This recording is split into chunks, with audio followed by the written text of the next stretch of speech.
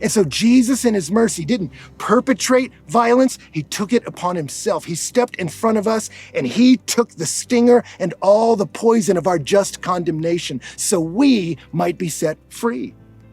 Paul said it this way to the Colossians. He said, "And you who were dead in your trespasses and the uncircumcision of your flesh, God made you alive together with him, having forgiven us all our trespasses by canceling the record of debt that stood against us with its legal demands. These he set aside, nailing it to the cross. And he disarmed the rulers and authorities and put them to open shame by triumphing over them in him." What was the enemy's greatest weapon against you and me? Our just condemnation for violating God's law. And so what did Jesus do?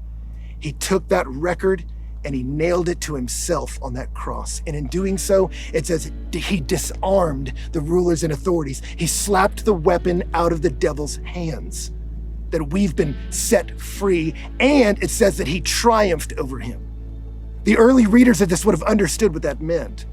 A triumph back then was an event, kind of like a parade, that when an enemy force was attacking, the king would lead his soldiers out to battle.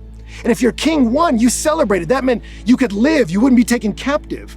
And the king, after winning, would ride back to the capital city. But not with the gore of battle still on him. He would wait and prepare himself. And as he prepared, the city would prepare. They would fill up the divots in the earth. They would push down the hills. They would make straight the main road for the king. And then on a given day, the king would arrive in a triumph, wearing white robes, maybe riding a white horse, or in a chariot pulled by a horse. And as he rode in triumphantly, the people would line the streets and celebrate. And then often tied to the horse or the chariot was the defeated king. And often he was stripped naked to show the people, you don't need to be scared of him anymore. All of his power has been broken. And then there was one other group in the parade. It was those who'd been set free.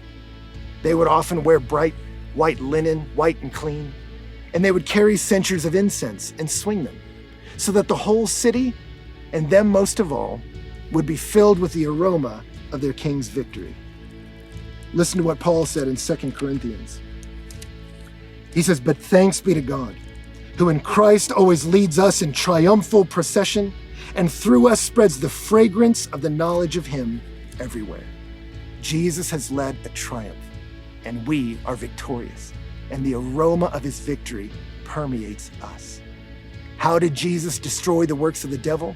By his appearing in time and history, by his appearing on that cross, and then in his appearing in your life and mine. When he says, "No longer, child, no longer will you be held captive by sin. No longer will the record of debt oppress you. I'm knocking it out of the way. No longer will you be captive. I am transferring you from the kingdom of death into the kingdom of the beloved Son." And he changes you.